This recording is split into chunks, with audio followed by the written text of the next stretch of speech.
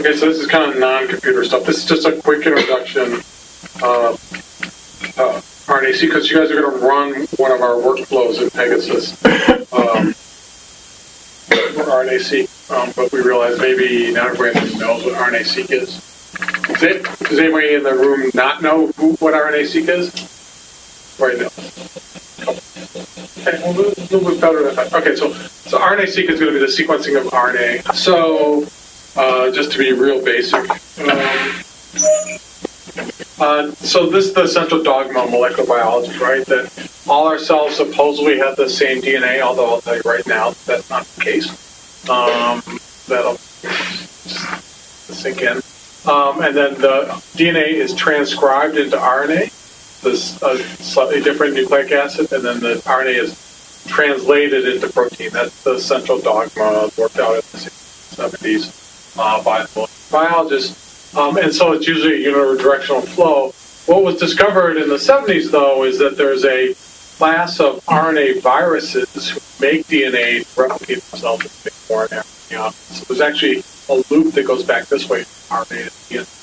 And we're going to use that enzyme made by those viruses to convert RNA, which is a kind of an inherently unstable structure. It degrades easily at temperature or higher temperatures to convert to DNA, which is actually a very stable structure, right? So you can pull DNA out of mummies, and there's some species recently that was 30,000 years old. They just so DNA can last for a very long time.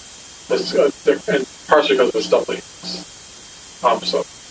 And then just parenthetically, I heard on a podcast on the way over here today that they're thinking actually that, of course, the first life might have been RNA, and that actually that RNA might have arisen on Mars, because the chemical properties of Mars, boron and stuff like that seem to be used to. There's a hypothesis now that life really arose on Mars, and that either a free-living organism or an organism, or just RNA and DNA came over and meteoric rock.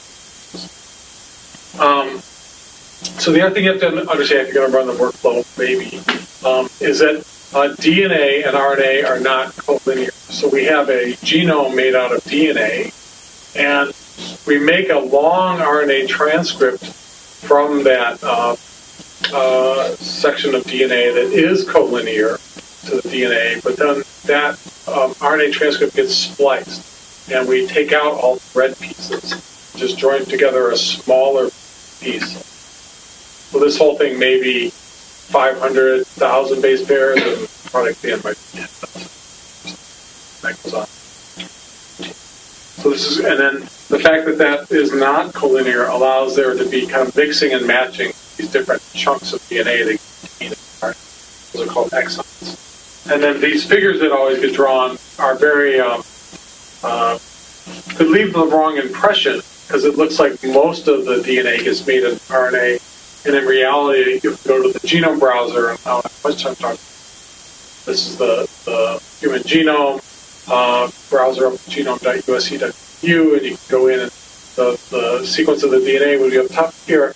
And then these little tiny boxes with these very long introns are the part that gets turned into RNA. So that actually the RNA is the minority of the nucleic acid. So we're interested in studying all this stuff. There's been really a revolution over the last 5 years or so called next generation sequencing. We can use next generation sequencing for a lot of different applications. The application we're going to talk about today is RNAseq, and that's going to be sequencing RNA. One of the things that this has become a kind of a big data problem because the cost of doing this has dropped dramatically. In fact, this is an exponential scale, and that's Moore's law, right? The price halving every 18 months or something like that. You can see the cost of DNA sequencing dropped substantially faster than that from about 2007 to about 2011. Since then, it's actually gone up a bit. Some of the companies beat out the other companies, and now there's a monopoly in the chart. So how does this all work? This little play. So we're going to take DNA, could be mine, could be yours, could be a distinct animal, and we have long strands of DNA, and then we're going to break those up with sound waves into smaller little pieces of 200 or 300 base pairs. Then we're going to use DNA that we can manufacture on machines called oligonucleotides. We can put those on the ends of that DNA, and that gives us something amplified. So we then take that amplified product, run it on a gel to side select it, pull out the band that's maybe now about 300 base pairs. And we can use that those fragments that had known sequences on the end and put in another set of primers to do something that's called polymerase chain reaction, PCR, where we can make millions of copies. We then flow that onto a piece of glass with more DNA that's attached to the surface, and our DNA of interest covalently, well, it binds to those bonds, and then we can covalently attach it by making a copy of it, and we do PCR on the surface of glass, and we get a little spot of DNA that has about 1,000 molecules, and that gets amplified. Then we put in another piece of DNA, and then we put in A, C, G in different colors, and we can actually sequence on this microscope slide the DNA that was attached to that spot. And we end up with about, I think I calculated a little while ago, about 1.4 billion of these little spots on a microscope slide. And so we have cameras that are imaging this. We flow in A that might be blue. We find out where all those spots with blue light up. We flow in the next space, and it might have to be green. And then we find out all the spots that are green, and then we just basically put up the DNA sequencing of that fragment of DNA on the microscope. You can appreciate that that's, again, a pretty big data problem when you have 1.5 billion slides on this little 1.4 billion spots on a microscope slide. We have 3 of those machines that run 6 of those slides at once to each machine. We stream the data from this room upstairs in our laboratory down to the basement. We have 400 terabytes high. Then we stream that across the fiber network from HSC over to HBCC, which is across Figueroa. And we have 1.2 petabyte raw of storage there. That's about 800 terabytes finished. And that goes out to the HPCC cluster that you were asked up to. So we do a lot of computation. We've actually, DNA sequencing between myself and the Genome Center on the other campus, the second or third largest user of PCC. That's fine. Starting from 0. So this is the RNASeq method that you're going to analyze the data from. So you're going to do this in the VM on your notebook. That's I'm trying to write that or develop that package or actually have a grant that make it widely available. So we're going to take RNA and we break it up again with in this case magnesium. We turn it into DNA with reverse transcriptase against the central dogma, put adapters on the end, and then we read those DNAs on the sequencers like I showed you, different colors. Essentially, you just end up with a text file with 1.4 billion lines or so if you had the whole file. In fact, you break that up into. And then we're going to take each of those sequence reads, and it's like a piece of a puzzle. We're going to ask, where in the human genome did it come from? We're going to take that in the computer and try to match it up to the 3.9 billion bases of the human genome. And so those are going to pile up around the genes. And so kind of our actual first data that was 36 base pairs long is the human genome would be collinear up here. This is the boxes represents where the coding or the exons are of this particular RNA, UCHL1. And then where one of the 36 base pair reads we at that time mapped is diagrammed up here at the top. And if it mapped to one strand of the DNA, it's in blue. If it mapped to the other strand of the DNA, it's red. It really doesn't matter in this case. The protocol we used was what was called non-strand. And you can see actually most of the pile-ups of these things land right over the exons for the gene. Kind of conveniently ignore the ones that are in between. Those are probably from leftover pre-mRNA that have been spliced yet, we think. So we can look at this if we zoom out to where we could look at more genes at a time. We can see some genes have a lot of reads on them, some genes have a few reads on them, and some genes have no reads on them. And that is telling you something about the level of expression of the gene. So that if those genes were all equal length, which is assume they're all equal length, well, this one's longer, it's got black, right? But if they were all equal length, we would say, well, this one seems to be expressed maybe 200 times more than that one, and this one's expressed infinitely more than that one. So we can just really kind of count the total number of reads and ask what proportion are ending up in each gene. And then we can say the level of expression, if we want to be in more absolute terms, we would divide by the length. A really long gene goes across half the screen and had the same density. They have just a, and it's not because the level of the gene expression was higher, it's because the level of the gene was longer, the length of the gene. So that's basically RNA-seq in a nutshell. We built for one of our projects our seq flow, which you're going to run. And it's a Pegasus workflow. It takes in RNA-seq data, those reads, maps them. And so this is the way we publish it. And if it's running on a node at HPCC, it can do more. We had to kind of take out some functionality. So Christine is here, and she can tell us later got taken out.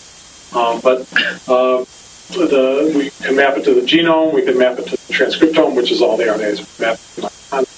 Then we get some QC reports about how good the data was. We can get a figure very much like the ones I just showed you that are showing pile-ups of data on the genome browser. And then most importantly, we really want to get levels of gene expression of the genes, of each little block, each little exon, and also the splice junctions that this last picture showed you. And then if there's more than one sample, so you have samples from a mouse that's very anxious or a mouse that's not anxious, you can do differential expression of this data. Differential expression also. So that's pretty much all you kind of need to know to run it. I just thought I threw in a couple more slides just to kind of give you the kind of the feel for what you can do with the data. This is a project that Dr. Dielman and I have done together with people at Yale at the Allen Brain Institute called the BrainSpan Project, where we took 42 brains from 4 weeks post-conception up to 45 years of age. We dissected out the same brain region all the way across the lifespan, and then we did RNA-seq on those brains amongst other modalities to get the level of gene expression at each stage of development for each brain region.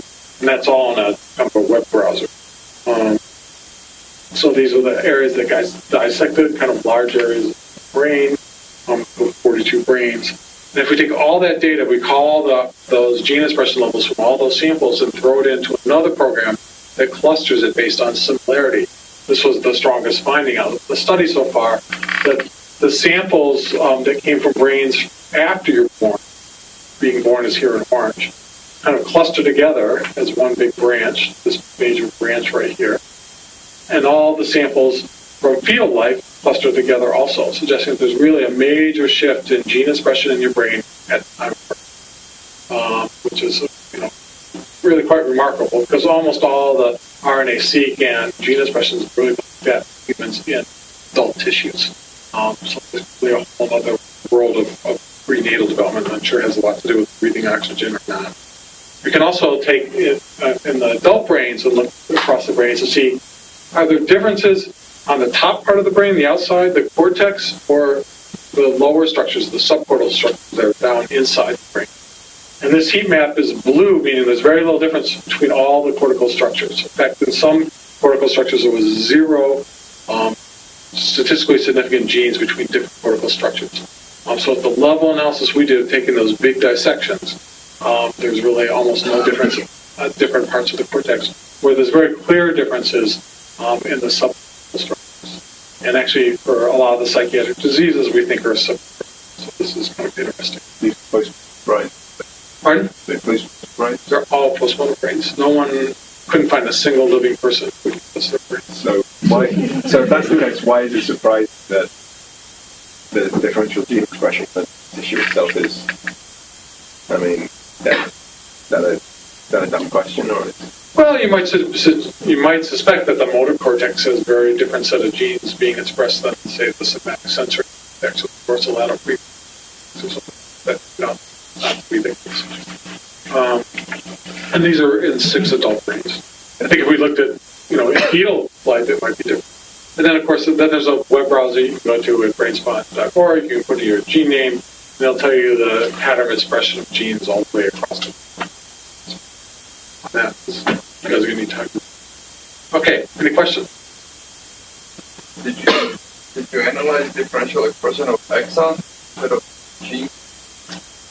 We can. We actually haven't. We could have done the same exact figure with exons, and you're right. Probably would see some. You'd have to correct for the fact that there's probably 10 to 20 times exons if there are genes.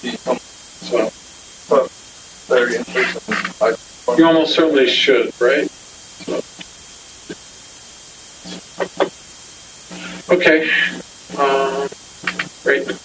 So there are these theories out that the cortex is kind of has a recurring function, like different parts of the neocortex has this idea that there's a canonical microcephaly column. It's pretty much the same thing. You've shown here tends to support that idea. Yeah, potentially. Again, there's some other data I didn't present that comes out of this project. We're taking really big chunks, right? Right. Another part of this project took a single brain and did 300 regions. So they did by laser capture microscopy. And now you actually see clear differences in the different layers, right? That the inner cortical plate and the outer cortical plate are different. Level 3 is different gene expression than level 4 and all that. So lamina differences, not the area of the... Right. So there's definitely differences as you go down that way. Less clear about, and then the different regions will somewhat cluster by themselves also, like you might expect. We have to get much more fine grained. So, our current work actually is now down to single cell RNA-seq. Okay, so let's move on to the esteemed Mr. Clark, who's going to do the demo. I'm around afterwards if anybody else wants to ask questions.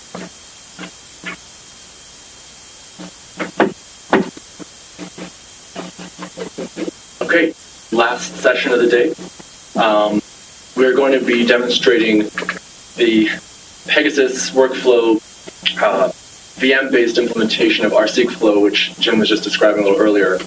And this will give you both kind of a concrete example of a Pegasus application and also kind of a hands-on look at an analysis tool. Let's see, before I go any further, just figure I should check, does anyone not have their VM working right now? Is it everyone's got their VM up and running? Last tutorial went okay with trying to test Pegasus run? If that's the case, then we should be okay to go on. Just thought I'd ask. It looks like everyone's all set.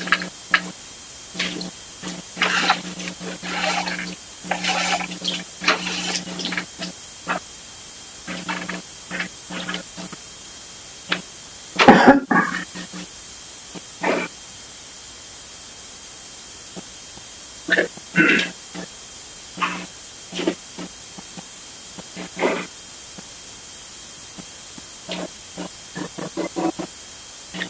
Get it by. Okay. So, Jim showed you a conceptual overview and a diagram of the entire RNASeq Flow workflow, which is a kind of a distributed workflow designed for RNA-seq analysis. We have kind of in the Pegasus VM-based workflow, we have sort of an express implementation of that, which takes one particular branch, which if you look online on the GitHub tutorial documentation, you'll see this Pegasus-generated diagram here, which is showing you just the expression estimation branch of the workflow.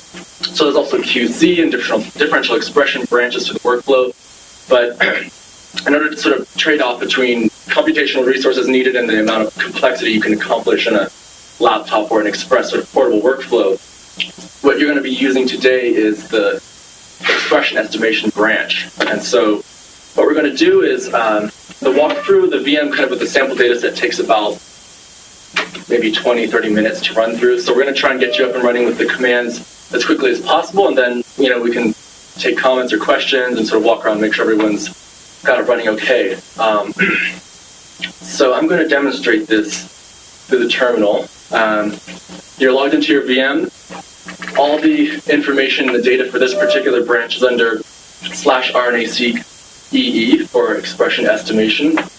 And you see a couple of directories there. Data directory, a couple of shell scripts, bin directory, and then some of those Pegasus specific properties and sites files that Karan was discussing. So all this stuff is kind of ready to go already, and these shell scripts are designed to help kick off the workflow as well. So if you take a look inside data,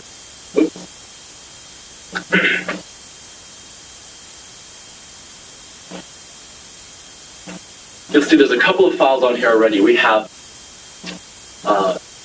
a reference transcript FASTA sequence and a reference gene model. So our reference transcriptome and our gene model are taken from GenCode version 14 in this case, and the workflow has the ability to index and prepare other references. But for convenience, we've got these loaded in addition to bow tie indexes, which are also already prepared. So really, where we're going to start off is with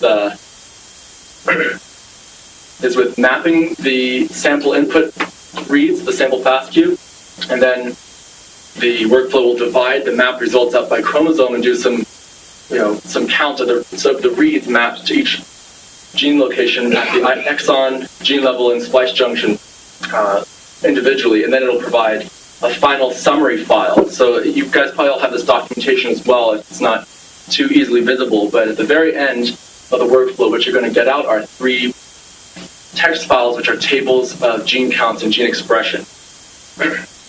So, first step,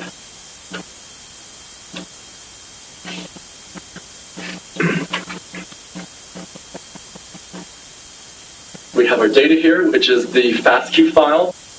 It's 75,000 human RNA-seq reads, single end, 100 base pair. And so, we're going to first generate the DAX file for our Pegasus run through this script here, generate_dax.sh, right? So the first step is to run that script from RNASeq/EE and give it a name to store or save the DAX file in. So you can just call it RNASeq.dax, for example. And when you run that command, you'll see some stuff happen. And we can talk about what's going on under the hood there, but basically it is encapsulating a command for the workflow and checking the input files, preparing kind of the setup of the workflow itself.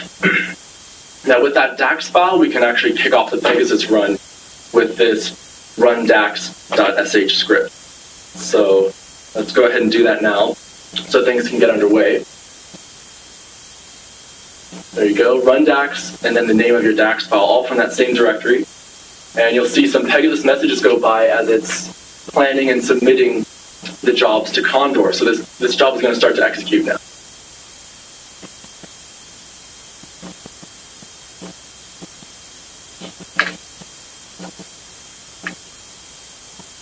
Okay.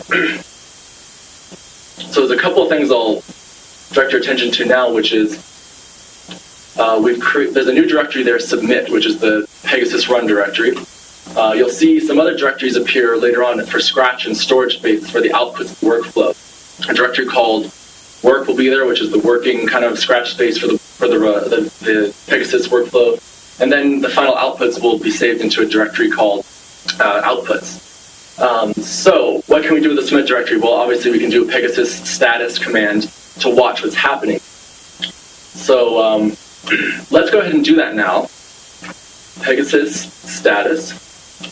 And let's use an option of Pegasus, the watch, with an argument for the number of seconds to refresh, and it'll show you the screen of the latest status of your Pegasus workflow, and it'll refresh that periodically. So maybe every 30 seconds. And then we pass it the location of the current Pegasus run, which is inside that submit directory.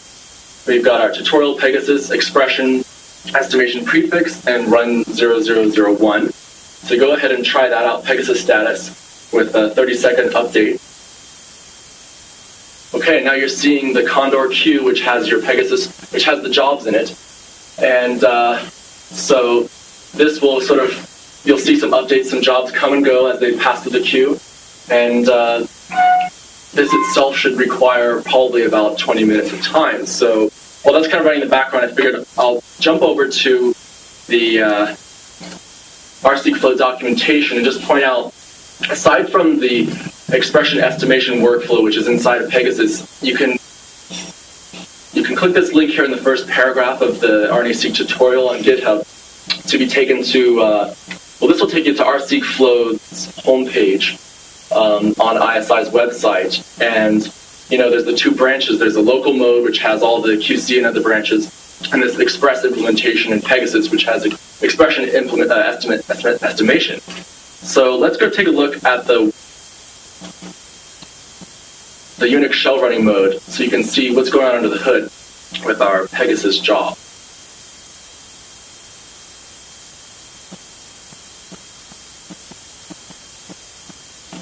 Okay, so I encourage you to take some time to look through the documentation of the full RNASeq Flow suite with the skills you guys have now learned in practice, the command line, the Linux HPC skills. You can take the source code to this workflow and keep testing and using other branches of the workflow as well. But for our expression estimation pipeline, which we're running right now, it has the underlying script itself has a set of input, you know, command line arguments and parameters that are flexible depending on what kind of point you're starting at with your analysis and what you're trying to do, what the format of some of your data is. So what happened under the hood in our Pegasus job? Okay, so you can see there's some updates. I'm going to step out of this for a minute. And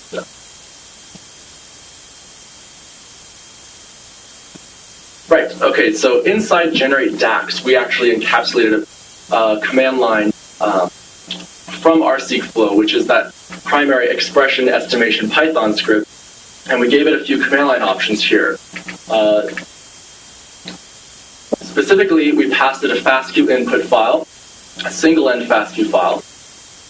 We gave it a transcriptome reference sequence in FASTA format and a gene model reference annotation as a GTF. And we gave it an output prefix for all the output files, which is actually pretty much close to the default, right? So we're calling it prefix. And then there's a few extra options there you see that are for Pegasus.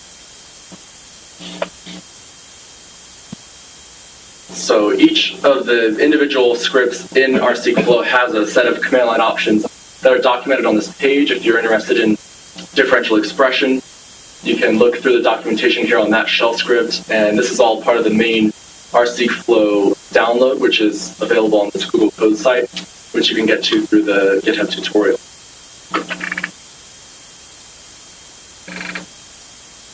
Good question. Yeah. Where were they? Like, oh, sure. From the main tutorial, which is either on the USB drives or online. Does this look familiar? The RNASeq Workflow module. Okay, so yeah, sure. Right, under lessons, RNASeq lesson. Sure. The first link there takes you to ISI's webpage, where there's kind of there's a hub for both the Pegasus workflow-based branch and the full kind of Unix shell script and Python-based workflow. So if you come to the main genomics webpage here, you go to the RNASeq Flow menu and to Unix shell running mode, that'll take you to the Google Code page, yeah, which is here. And so there's a lot of additional documentation here on the full RNASeq Flow.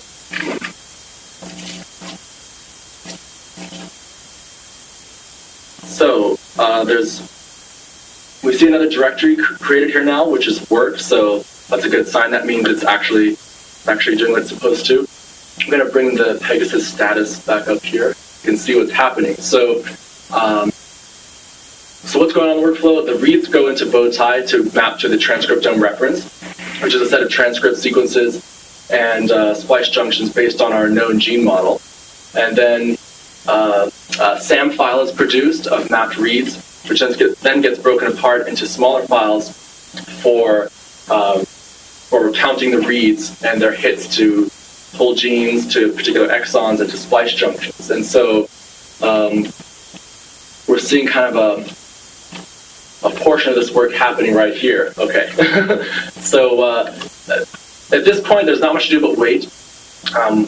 At the end of this run, there will be a set of files in the outputs directory, which are basically text files, columns of gene names, but Hugo names, some information about the location of that gene, the number of reads that it counted that mapped to that particular location, and an RPCAM number for the gene level expression. Where there's also, depending on whether you're looking at gene, exon, or splice junction, the file format varies a little in the table, but that kind of file you can take directly into something like Partec or R if you're trying to do some analysis on your gene expression, or you can take collections of those individual expression profiles and pass them into the differential expression branch, which is part of the local Unix shell mode of RNASeq Flow. So this is going to keep running for a while. Are there any questions, any comments, anything like that while we're kind of letting this go?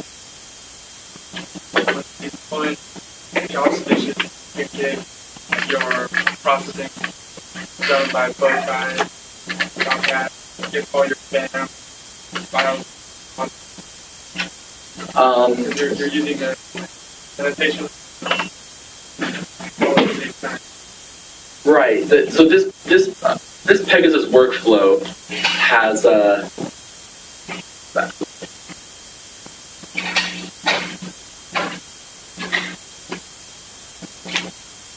workflow you're using in the VM is one particular branch, which includes mapping the reads, counting them, and then giving you out an RPCAM or gene expression profile for a single sample at a time. So, yeah, if you have multiple samples, based on this current workflow, you could run a workflow instance for each of those samples, one after the other, collect the outputs individually, and then cross-reference those for differential expression. To do more complex operations, I would recommend going back to look at the Unix command line mode of RNASeq Flow. We're working on adding additional branches of RNASeq Flow to the Pegasus-based workflow, but at this time, kind of for demonstration purposes and to make it something, amenable to running on a laptop or a non-HPC resource, this is the majority of what it does, just mapping to the transcript. Did that help a little? Okay. Do you use any other map? Or is there any other options? At this time, the question was, are there any other mapper options besides Bowtie in the workflow at this point? And I think right now the answer is no. It's just Bowtie right now. That may change. Bowtie 2. Or, sorry, Bowtie 2, actually. Bowtie 2 is better. Yeah, than Bowtie 1. So I think it is actually using Bowtie 2, right? Yeah, okay. So correct, yeah.